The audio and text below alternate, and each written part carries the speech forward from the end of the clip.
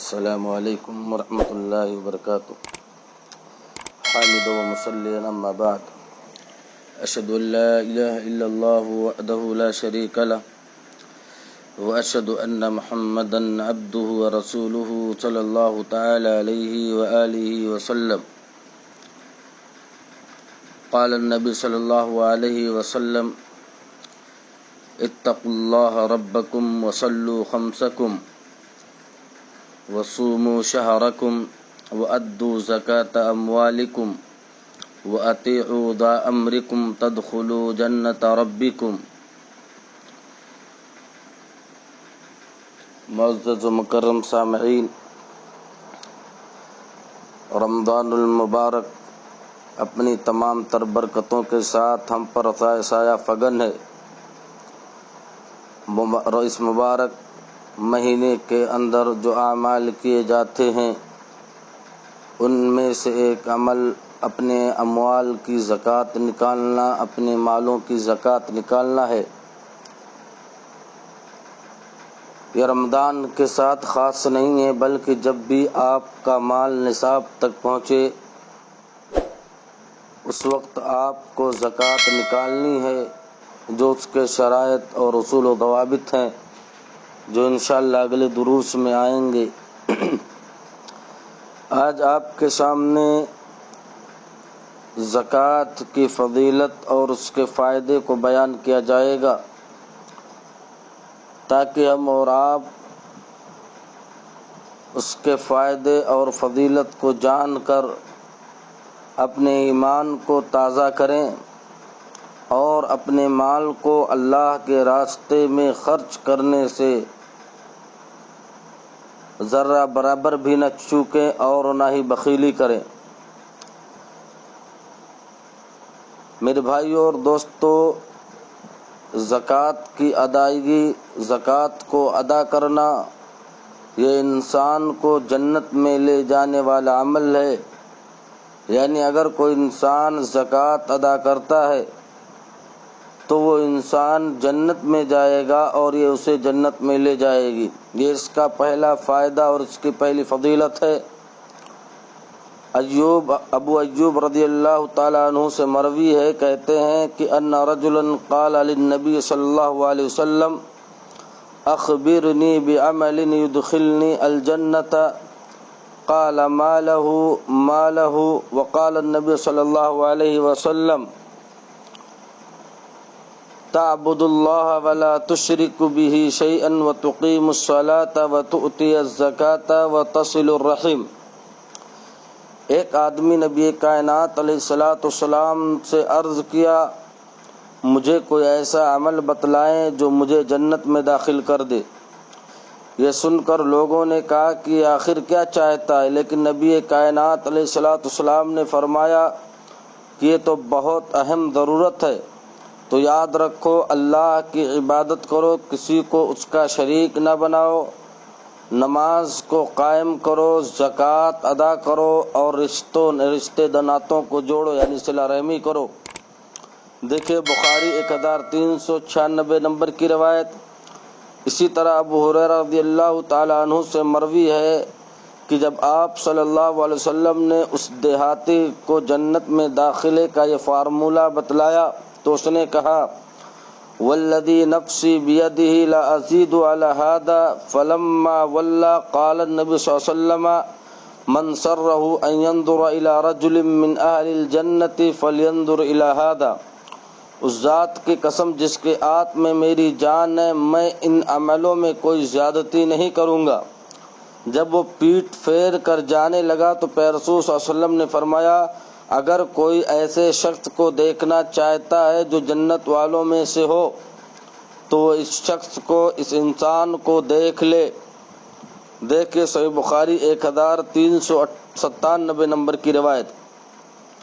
اسی طرح ابو امامہ بیان فرماتے ہیں کہ میں نے رسول اللہ صلی اللہ علیہ وسلم کو حجۃ الوداع میں خطبہ دیتے ہوئے سنا۔ آپ فرما رہے تھے: اتقوا اللہ ربکم وصلوا خمسکم وصوموا شہرکم وأدوا زکاة اموالکم وأطیعوا ذا امرکم تدخلوا جنة ربکم۔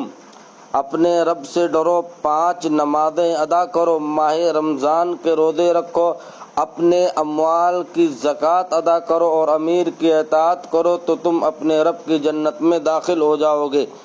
دیکھیں صحیح سنن ترمذی 616 نمبر کی روایت۔ لہذا پتہ چلا کہ زکوٰۃ کا ادا کرنا یہ انسان کو جنت میں لے جانے کا عمل ہے۔ لہذا ہمیں اور آپ کو اپنے اموال کی زکوٰۃ ادا کرنی چاہیے اور اس میں ذرہ برابر بھی بخیلی نہیں کرنی چاہیے۔ اسی طریقے سے زکوٰۃ و خیرات جو ہم مال ادا کرتے ہیں زکوٰۃ و خیرات میں، یہ انسان کے مال میں اضافہ کرتا ہے اور اجر و ثواب میں بھی یہ اضافے کا باعث بنتا ہے۔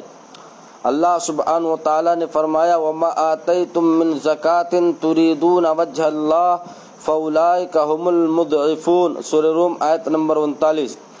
جو کچھ تم صدقہ و زکوٰۃ اللہ رب العالمین کی خوشنودی کے لیے دو تو یہی وہ لوگ ہیں جو اپنا مال و اجر دگنا کرنے والے ہیں، یعنی زکوٰۃ و خیرات ادا کرنے سے ان کے مال میں بڑھوتری ہوتی ہے، ثواب میں بڑھوتری ہوتی ہے، ساری کی ساری چیزیں یہ ہوتی ہیں۔ اسی طریقے سے تیسری چیز یہ ہے کہ صدقہ و زکوٰۃ سے مال میں کمی واقع نہیں ہوتی ہے۔ انسان کو اس طرح کا کبھی خوف اور وہم نہیں ہونا چاہیے کہ اگر میں نے زکوٰۃ ادا کر دیا، اپنے اموال سے، اپنے مالوں سے جو زکوٰۃ کو نکال دیا تو میرا مال کم ہو جائے گا، ایسا نہیں ہونا چاہیے، بلکہ زکوٰۃ کو ادا کرنے سے انسان کے مال میں بڑھوتری ہوتی ہے۔ ابو ہریرہ رضی اللہ تعالیٰ عنہ بیان فرماتے ہیں کہ ما نقصت صدقۃ من مال، صدقہ مال میں کمی نہیں کرتا ہے۔ دیکھیے صحیح مسلم 2588 نمبر کی روایت ہے۔ اسی طریقے سے ابو کبشہ انماری رضی اللہ تعالیٰ عنہ سے روایت ہے، انہوں نے کہا کہ رسول اللہ صلی اللہ علیہ وسلم کو میں نے یہ فرماتے ہوئے سنا ثلاث اقسم علیہن واحدثکم حدیثا فاحفظوه قال ما نقص مال عبد من صدقة ولا ظلم عبد مظلمة صبر علی الا زاده الله عزا ولا فتح عبد باب مسألة الا فتح الله علیہ باب فقر۔ 3 باتوں پر میں قسم اٹھاتا ہوں اور میں تمہیں ایک حدیث بیان کرتا ہوں، اسے یاد کر لو۔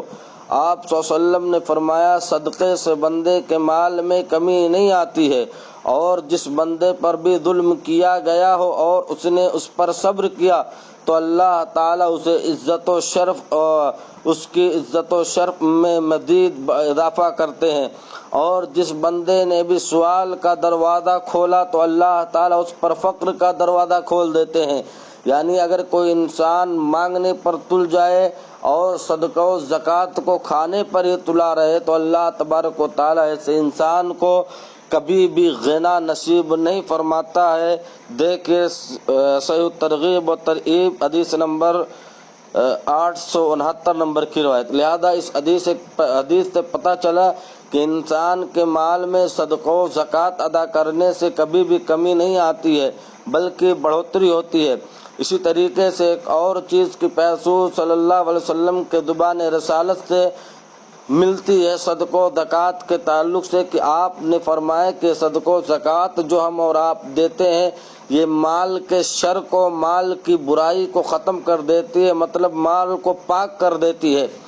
جابر رضی اللہ تعالیٰ عنہ کہتے ہیں کہ قال رجل یا رسول اللہ ارأیت ان ادى الرجل زکاة ماله فقال رسول اللہ صلی اللہ علیہ وسلم من ادى زکاة ماله فقد ذهب عنه شره۔ ایک آدمی نے سوال کیا کہ اللہ کے رسول صلی اللہ علیہ وسلم مجھے بتائیے اگر آدمی اپنے مال کی زکوٰۃ ادا کرے، اپنے مال کی زکوٰۃ ادا کر دے تو رسول اللہ صلی اللہ علیہ وسلم نے فرمایا جس نے اپنے مال کی زکوٰۃ ادا کر دی تو یقیناً اس سے اس مال کا شر اور اس کا برا حصہ نکل گیا اور اس کے مال کے اندر کوئی برائی اب نہیں پائی جائے گی۔ دیکھیے اسی طرح مستدرک حاکم کی روایت میں لفظ ہے اذا ادیت زکاة مالک فقد اذهبت عنک شرہ، جب تو اپنے مال کی زکوٰۃ ادا کر دے تو یقیناً تو نے خود سے اس کے شر کو، اس کی برائی کو دور کر دیا۔ دیکھیے صحیح و ترغیب و ترہیب کی روایت 743 نمبر کی۔ اسی طریقے سے زکوٰۃ یہ مال کی طہارت و پاکیزگی کا ذریعہ ہے۔ حضرت خالد بن اسلم رضی اللہ تعالیٰ عنہ سے روایت ہے کہ خرجنا مع عبداللہ بن عمر رضی اللہ عنہ فقال اعرابی اخبرنی قول اللہ عز وجل والذین یکنزون الذهب والفضة ولا ينفقونها في سبيل الله قال ابن عمر من كنزها فلم يؤد زكاتها فويل له انما كان هذا قبل ان تنزل الزكاة فلما انزلت جعلها الله طهرا للاموال۔ کہتے ہیں کہ خالد بن اسلم رضی اللہ تعالیٰ عنہ کہ ہم عبداللہ بن عمر رضی اللہ تعالیٰ عنہما کے ساتھ کہیں جا رہے تھے کہ ایک دیہاتی نے آپ سے پوچھا مجھے اللہ تعالیٰ کے اس فرمان کی تفسیر بتلاویں والذین یکنزون الذهب والفضة ولا ينفقونها فی سبیل اللہ، کہ جو لوگ سونے اور چاندی کا خزانہ بنا کر رکھتے ہیں اور اسے اللہ کی راہ میں خرچ نہیں کرتے ہیں۔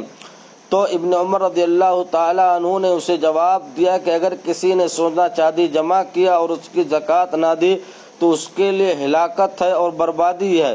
یہ حکم زکوٰۃ کے احکام نازل ہونے سے پہلے تھا، لیکن جب اللہ تعالیٰ نے زکوٰۃ کا حکم نازل فرما دیا تو اب وہی زکوٰۃ مال و دولت کو پاک کر دینے والی چیز، لہذا ہمیں اور آپ کو اپنے اموال کی زکوٰۃ نکالنی چاہیے تاکہ ہمارا مال جو بچا ہوا ہے وہ مکمل طور پر پاک ہو جائے۔ یہ پیارے رسول صلی اللہ علیہ وسلم کے صحابی کا فرمان ہے۔ دیکھیے بخاری 1404 نمبر کی روایت۔ اسی طرح زکوٰۃ مال کی حفاظت کا ذریعہ ہے۔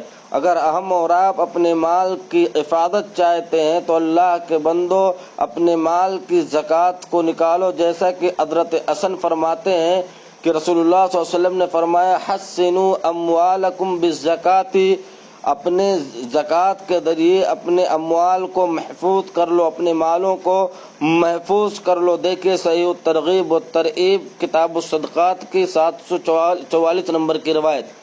اسی طرح زکوٰۃ ادا کرنے والا صدیقین اور شہداء کے ساتھ ہوگا، یعنی اگر کوئی انسان زکوٰۃ ادا کرتا ہے تو قیامت کے دن صدیقین، نیک لوگوں اور سچے لوگوں اور اسی طرح شہداء امت کے ساتھ ہوگا۔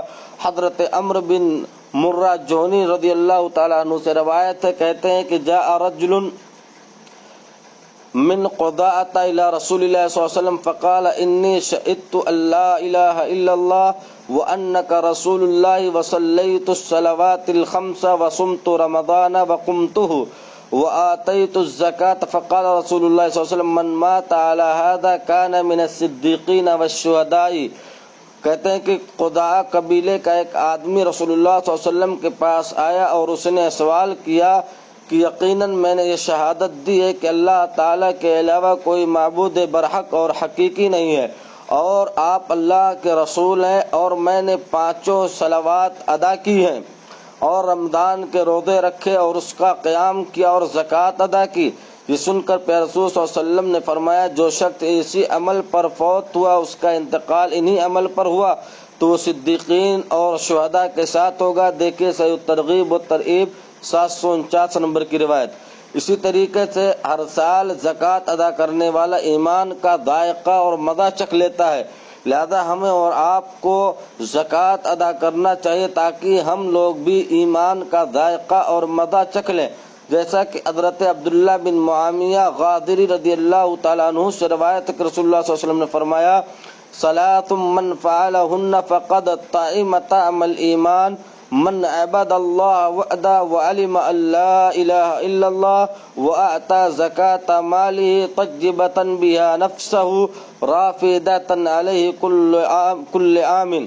جس شخص نے 3 کام کیے اس نے یقیناً ایمان کا مزہ اور ذائقہ چکھ لیا، جس نے صرف ایک اللہ کی عبادت کی اور جان لیا کہ اللہ کے علاوہ کوئی معبود برحق نہیں ہے، اور ہر سال دلی خوشی کے ساتھ اور اس کی رغبت و تعاون کے ساتھ اپنے مال کی زکوٰۃ ادا کی۔ دیکھیے ابو داؤد 1400 نمبر کی روایت ہے یہ۔ اسی طریقے سے زکوٰۃ کا ایک فائدہ یہ بھی ہے کہ زکوٰۃ و خیرات یہ گناہوں کا کفارہ ہو جاتی ہیں، لہذا ہمیں اپنے گناہوں کو پاک کرنا ہے، اپنے گناہوں کی مغفرت کروانا ہے، تو اس کے لیے بھی ہمیں اور آپ کو زکوٰۃ ادا کرنی چاہیے۔ حضرت حذیفہ رضی اللہ تعالی عنہ بیان کرتے ہیں کہ قال عمر رضی اللہ تعالی عنہ اجکم یحفظ حدیث رسول اللہ صلی اللہ علیہ وسلم عن الفتنة قال قلت انا احفظه كما قال انك عليه لجريء فكيف قال قلت فتنة الرجل في أهله وولده وجاره تكفرها الصلاة والصدقة والأمر بالمعروف والنهي عن المنکر۔ حضرت عمر رضی اللہ تعالی عنہ نے فرمایا کہ فتنے سے متعلق رسول اللہ صلی اللہ علیہ وسلم کی حدیث آپ لوگوں میں سے کسی کو یاد ہے؟ حضرت حذیفہ نے کہا کہ میں اس طرح یاد رکھتا ہوں جس طرح نبی کائنات علیہ السلام نے اس کو بیان فرمایا۔ اس پر عمر رضی اللہ تعالی عنہ نے فرمایا کہ تمہیں اسے بیان کرنے کی جرأت ہے تو بتاؤ۔ تو آپ صلی اللہ علیہ وسلم نے فتنے کے بارے میں کیا فرمایا تھا؟ میں نے کہا کہ آپ صلی اللہ علیہ وسلم نے فرمایا تھا انسان کی آزمائش یعنی فتنہ اس کے خاندان، اولاد اور پڑوسیوں میں ہوتی ہے، اور نماز، صدقہ اور اچھی باتوں کے لیے لوگوں کو حکم دینا اور بری باتوں سے روکنا اس آزمائش اور فتنے کا کفارہ بن جاتی ہیں۔ دیکھیے بخاری 1435 نمبر کی روایت۔ اسی طرح معاذ ابن جبل رضی اللہ تعالیٰ عنہ سے مروی ایک طویل حدیث کے اندر کہ رسول اللہ صلی اللہ علیہ وسلم نے فرمایا وَالصَّدَقَةُ تُطْفِئُ الْخَطِيئَةَ كَمَا يُطْفِئُ الْمَاءُ النَّارَ۔